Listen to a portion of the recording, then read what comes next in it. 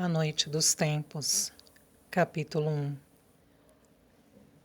Minha bem-amada, minha abandonada, eu te deixei lá no fim do mundo. Voltei para meu quarto de homem da cidade com seus móveis familiares, sobre os quais tantas vezes pousei minhas mãos que os amavam, com os seus livros que me alimentaram, com sua velha cama de cerejeira onde dormi minha infância e onde esta noite procurei em vão encontrar o sono. E todo este cenário que me viu crescer, desenvolver, tornar-me eu, hoje me parece estranho, impossível este mundo, que não é o teu, tornou-se um mundo falso, no qual meu lugar jamais existiu. E, no entanto, é meu país, eu o conheci. Vai ser preciso reconhecê-lo, aprender novamente a nele respirar, a nele fazer o meu trabalho de homem no meio dos homens. Serei capaz disso? Cheguei ontem à noite pelo jato australiano, no aeroporto de Paris Nord. Um bando de jornalistas me esperava, com seus microfones, suas câmaras, suas inúmeras perguntas. Que poderia eu responder? Todos eles te conheciam. Todos eles haviam visto, sobre suas telas, a cor dos teus olhos, a incrível distância do teu olhar, as formas perturbadoras do teu rosto e do teu corpo. Mesmo aqueles que te viram apenas uma vez não puderam te esquecer. Eu os sentia por trás dos reflexos de sua curiosidade profissional, secretamente mudos, agitados, magoados. Mas talvez fosse a minha própria dor que eu projetava sobre o rosto deles, minha própria ferida que sangrava quando eles pronunciavam o teu nome. Voltei para meu quarto, não o reconheci. A noite passou e não dormi. Através da parede de vidro, o céu, que era negro, tornava-se pálido. As 30 torres da defesa se tingiam de cor-de-rosa. A Torre Eiffel e a Torre Montparnasse enfiavam seus pés na bruma.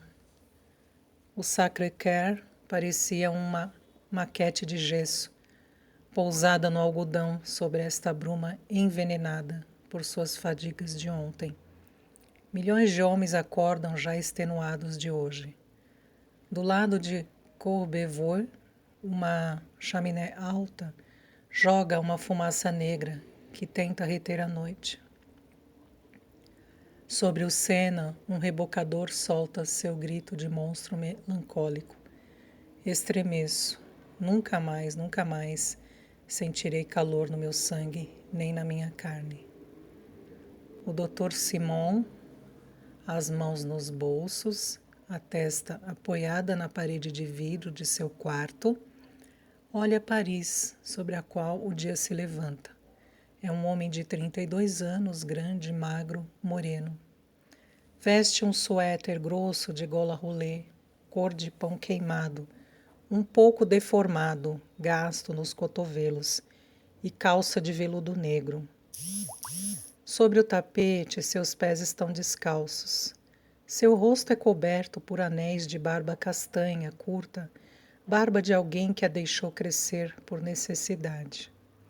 Por causa dos óculos que usou durante o verão polar, o côncavo dos olhos parece claro e frágil, vulnerável como a pele cicatrizada de um ferimento.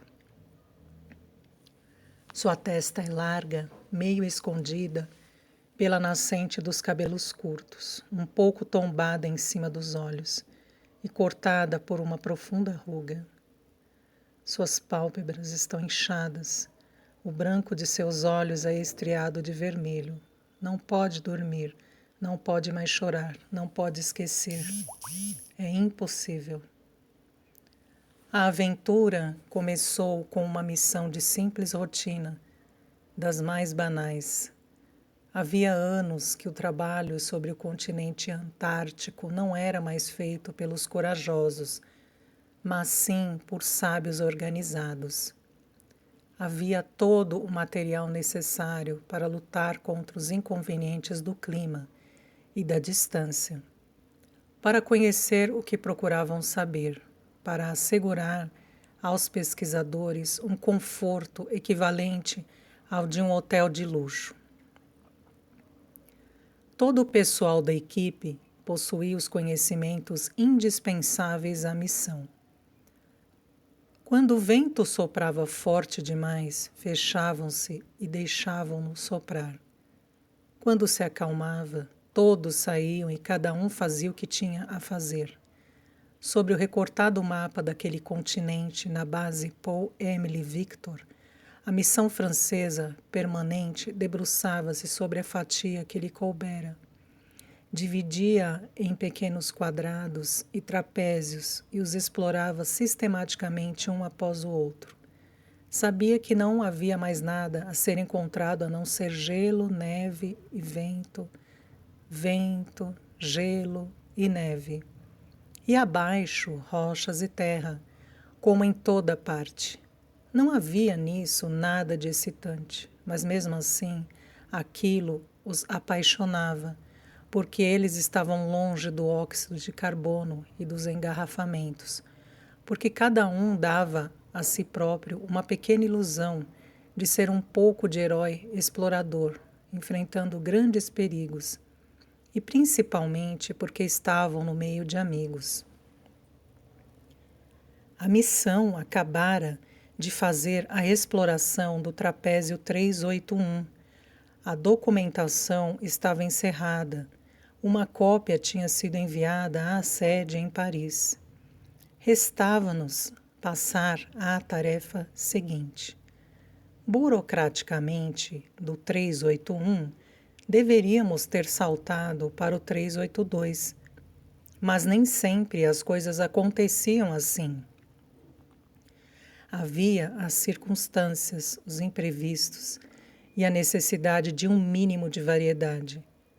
A missão acabava de receber um novo aparelho de sondagem subglacial de concepção revolucionária, que, segundo seu construtor, era capaz de descobrir os menores detalhes do solo sob vários quilômetros de gelo.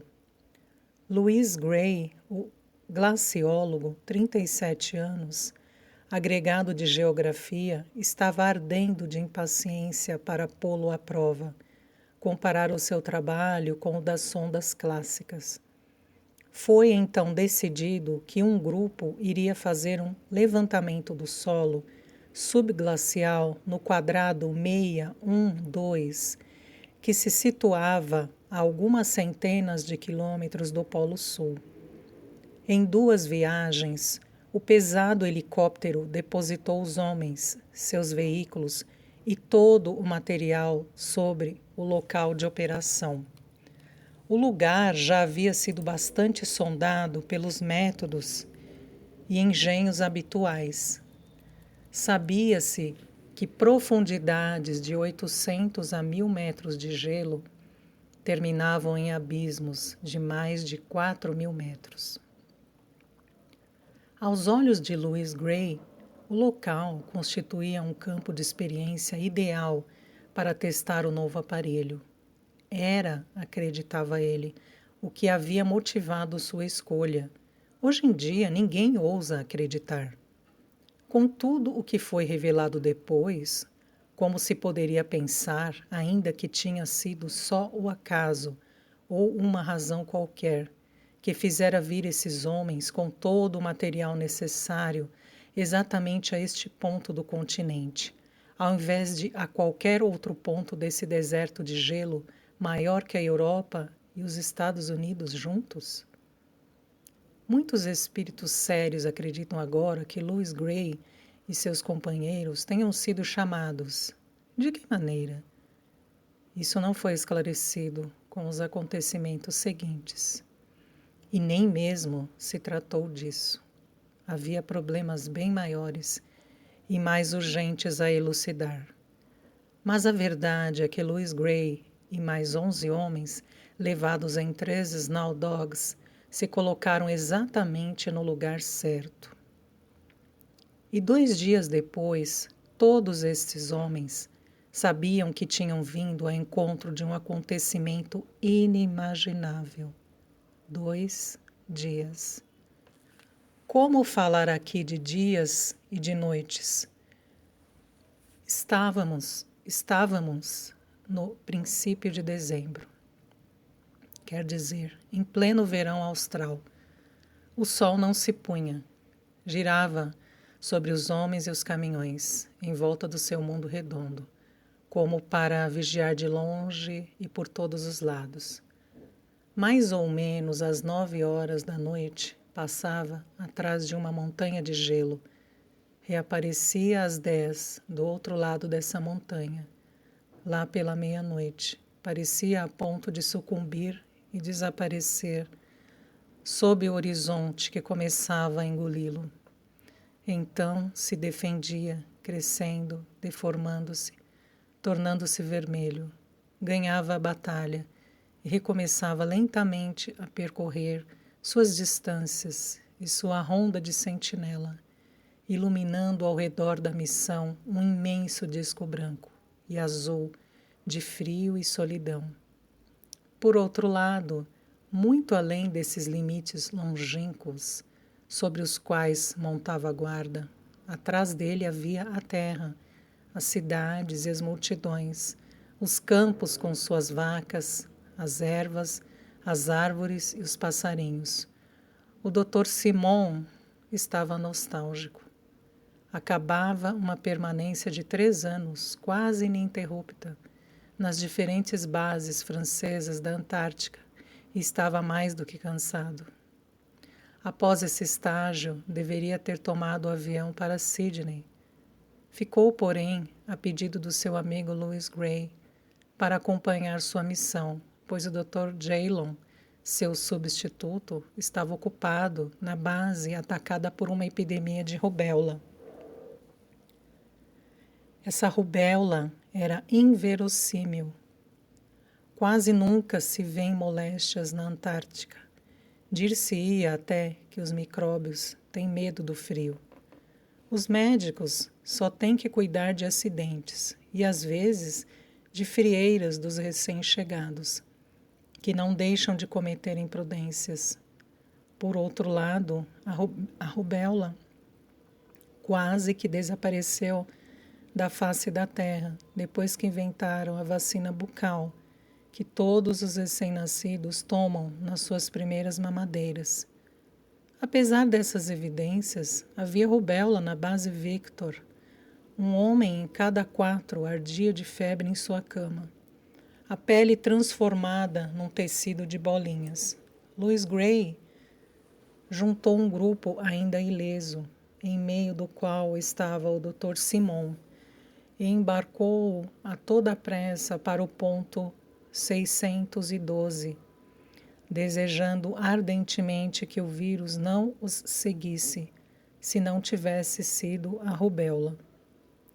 Snow Dogs, : caminhão-tanque montado em esteiras e colchões de ar.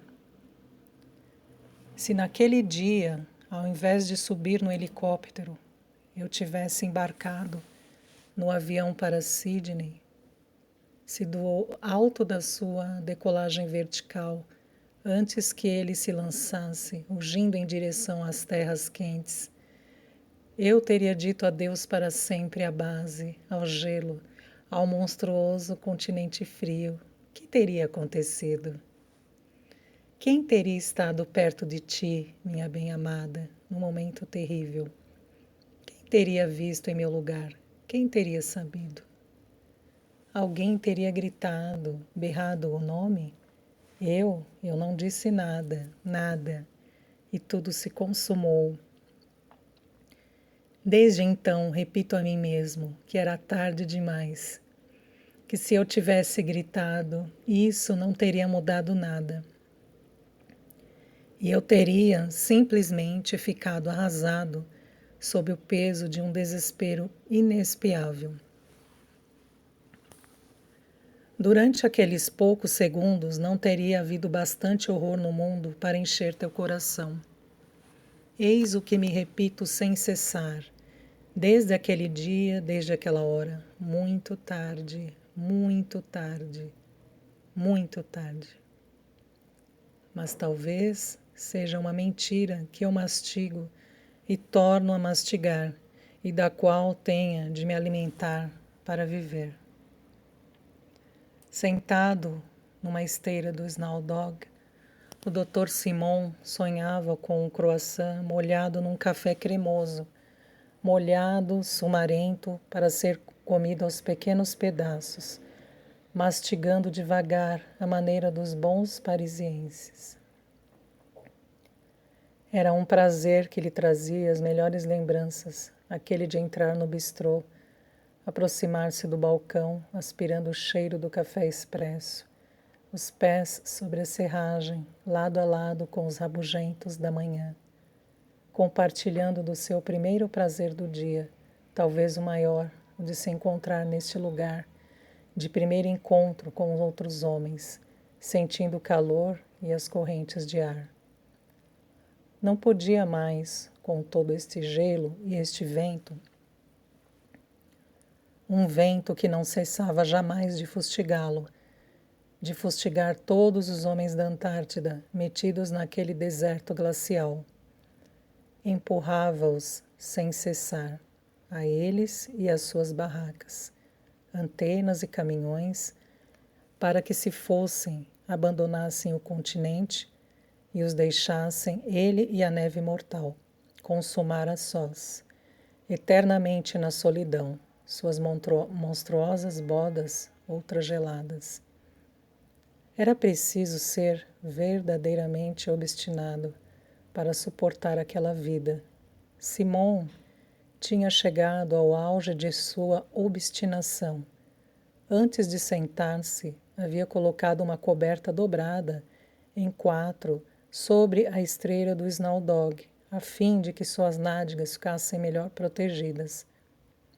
Estava com o rosto voltado para o sol e esfregava as faces, escondidas pela barba, tentando convencer-se de que o sol o esquentava, se bem que lhe fornecesse mais ou menos tantas calorias quanto uma lanterna a óleo, a 3 quilômetros de distância. O vento tentava virar o seu nariz em direção à sua orelha esquerda. Virou a cabeça para receber o vento do outro lado. Pensava na brisa do mar à noite em Collioure, tão quente, mas que achavam fresca, porque fazia muito calor durante o dia.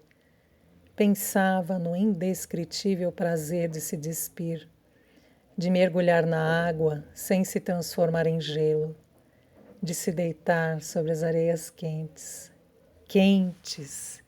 Isso lhe pareceu tão inverossímil que ele riu. Você agora ri sozinho? Disse Brivaut.